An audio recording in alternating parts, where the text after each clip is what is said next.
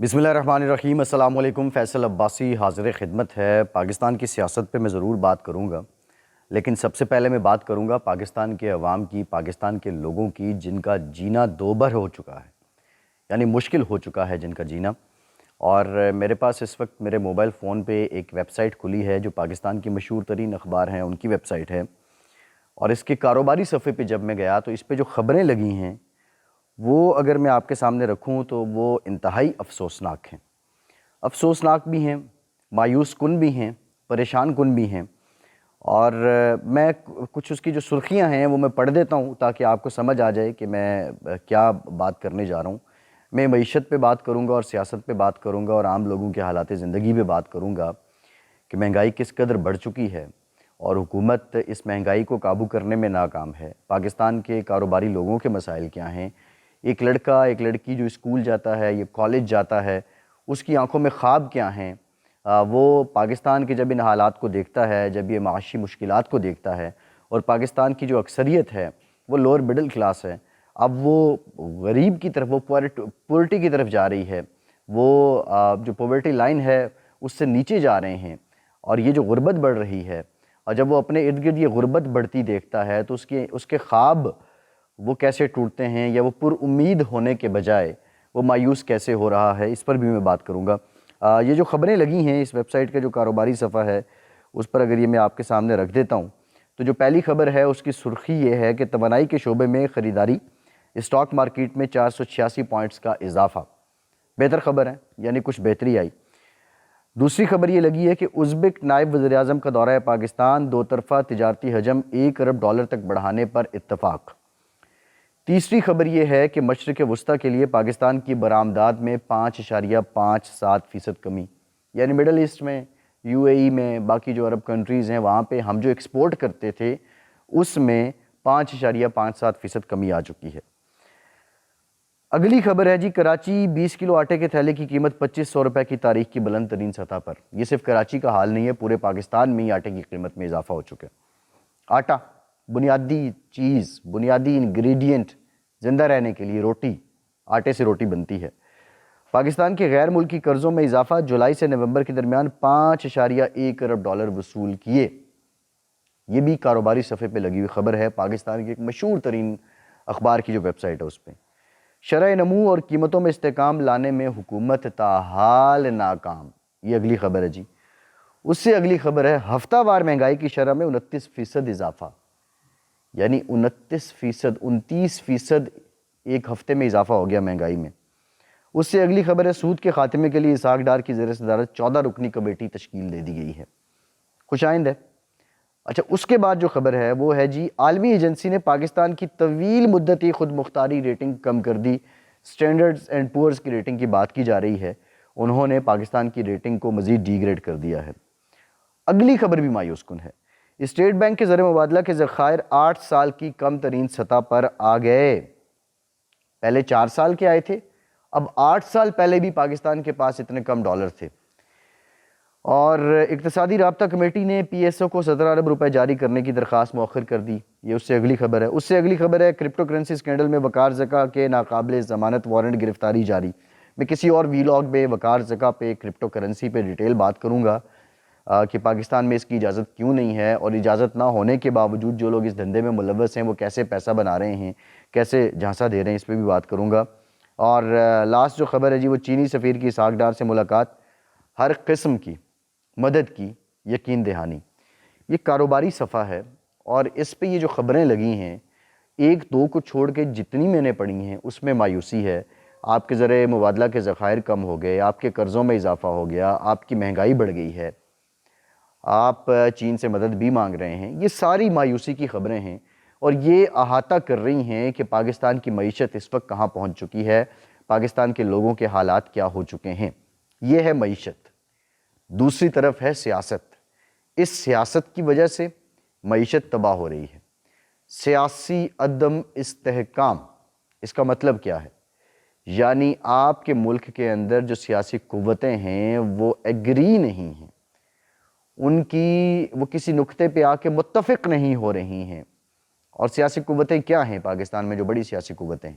مسلم league نون ہے، Peoples party ہے، مولانا فضل الرحمان ہیں، پاکستان تحریک انصاف ہے، دیگر جماعتیں ہیں، باپ پارٹی ہے، BNP مینگل ہے، MQM ہے، کچھ بڑی سیاسی قوتیں، 3 بڑی ہیں، نون لیگ، پیپلز پارٹی، PTI، پھر ان سے قدرے کم ہیں، پھر قدرے کم، اور پھر بات شیخ رشید صاحب تک پہنچتی ہے کہ ایک سیٹ کے ساتھ وہ پورے ملک میں آ کے پورے میڈیا پہ چھائے رہتے ہیں، اپنی وہ جو پیشین گوئیاں کرتے ہیں جو شاید ہی کوئی سچ ہوئی ہو۔ خیر، یہ سیاسی ایک احاطہ ہے، یہ سیاسی قوتوں کی بات ہو رہی ہے۔ اب یہ کسی نقطے پہ متفق نہیں ہے۔ نقطہ کیا ہے؟ بنیادی نقطہ ان سب میں جو مشترک ہے وہ ہے اقتدار لینا۔ اس وقت کوئی ایسی جماعت نہیں ہے آئی تھنک ANP کے علاوہ جو اقتدار میں نہ بیٹھی ہو۔ اقتدار لینا بنیادی نقطہ ہے۔ پاکستان تحریک انصاف کے پاس 4 یونٹس ہیں، پنجاب ہے، KPK ہے، GB ہے، آزاد کشمیر ہے۔ پیپلز پارٹی کے پاس سندھ میں حکومت ہے، نون لیگ کے پاس وفاق میں حکومت ہے، JUI بھی اس حکومت میں شریک ہے، اور باقی مطلب سبھی جو ہیں وہ اقتدار میں ہیں۔ اقتدار تک پہنچنا یہ بنیادی نقطہ ہے۔ جو اقتدار سے باہر آ جاتا ہے وہ ڈنڈورا ڈالتا ہے جلدی الیکشن کرواؤ۔ 3 سال 8 ماہ PDM یہ ڈنڈورا پیٹتی رہی۔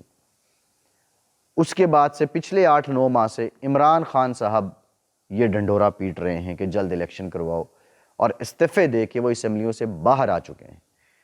ایون ان کی پارٹی کے رہنماؤں کا یہ کہنا ہے، فواد چودھری ہمارے ساتھ پچھلے دنوں ہمارے پروگرام میں تھے، تو انہوں نے یہ کہا کہ اپوزیشن کا رول تو سرمونیل ہوتا ہے، ہم نے تو حکومت کے لیے پارلیمنٹ میں جانا ہے، یعنی اگر آپ حکومت میں نہیں ہیں تو پھر پارلیمنٹ بھی کسی کام کی نہیں ہے۔ خیر، سنجیدہ بات یہ ہے کہ جمہوریت، پارلیمنٹ، عوام کی بالادستی، سول بالادستی، یہ اتنے گھس پٹ چکے ہیں اس ملک میں، اور ہماری سیاسی جماعتیں ان کے نام پہ اتنی ایکسپوز ہو چکی ہیں کہ آئی تھنک یہ سمجھ لینا چاہیے پاکستان کے عوام کو کہ ایک ہی مقصد ہے، اقتدار۔ اور پیپلز پارٹی ہو، PTI ہو، PMLN ہو، کوئی بھی ہو، اقتدار تک پہنچنا ہے۔ لیکن اب یہ جو سیاسی عدم استحکام ہے، عمران خان بار بار اس قوم کو کہتے ہیں کہ اس سیاسی عدم استحکام کی وجہ سے، سیاسی بے یقینی کی وجہ سے معیشت نہیں سنبھلے گی۔ میرا ایک سوال ہے، آپ اس پہ ذرا غور کریں۔ عمران خان اگر آج اسمبلی میں چلے جائیں اور وہ اپوزیشن کا کردار ادا کریں، یہ عدم استحکام کم ہوگا یا زیادہ ہوگا؟ آبویسلی کم ہوگا، کچھ بہتری آئے گی۔ عمران خان سڑکوں پہ رہنے کے بجائے ان کے 1، 20، 22، 23 جتنے MNAs ہیں جن کو ان کے حلقے کے لوگوں نے منتخب کیا ہے، وہ MNAs اپنے حلقے کے لوگوں کے ساتھ ظلم کر رہے ہیں اسمبلی میں نہ جا کے، کیونکہ وہ پابند ہیں عوام کی نمائندگی کرنے کے لیے۔ جمہوری نظام خود احتسابی کا نام ہے، اس میں احتساب کیسے ہوتا ہے؟ عوام منتخب کرتے ہیں نمائندوں کو، منتخب نمائندہ پارلیمنٹ میں جاتا ہے اور وہ نمائندگی کرتا ہے اپنے حلقے کی، اور پارلیمنٹ میں حکومت بھی ہے، پارلیمنٹ میں اپوزیشن بھی ہے، آئین کی روح سے صدر پاکستان بھی ایک حد تک پارلیمنٹ کا حصہ ہیں۔ یہ سارے مل کے، یہ ساری پارلیمنٹ مل کے عوام کے سامنے جواب دہ ہوتی ہے۔ حکومت پہ ذمہ داری زیادہ ہوتی ہے، حکومت بھی جواب دہ ہے، لیکن ایک ایک پارلیمنٹیرین عوام کے سامنے، اپنے حلقے کے لوگوں کے سامنے جواب دہ ہوتا ہے، اور پھر الیکشن جب ہوتے ہیں تو لوگ احاطہ کر لیتے ہیں۔ یہ ایک آٹومیٹک فینومینن ہے ڈیموکریسی کے اندر کہ جس کے ذریعے ایک سیلف اکاؤنٹیبلٹی، آٹو اکاؤنٹیبلٹی ہو جاتی ہے، لیکن ہمارے ہاں یہ اکاؤنٹیبلٹی انفارچونیٹلی نہیں ہو پاتی۔ یہاں پہ شوشے، نعرے، دعوے، جو جتنا بد زبان ہے، جو جتنا زبان دراز ہے، جو جتنا چرب زبان ہے، جو جتنا لوگوں کو لارے دے سکتا ہے، وہ آگے نکل جاتا ہے۔ اب عمران خان کو درد اس ملک کا نہیں ہے، اس پاکستان کا نہیں ہے۔ اس کے پیٹ میں اگر درد ہے تو وہ وزارت عظمیٰ جانے کا ہے، اور وہ واپس اگر کچھ لینا چاہتا ہے تو وہ وزارت عظمیٰ لینا چاہتا ہے۔ باقیوں کے پیٹ میں بھی یہی درد ہے۔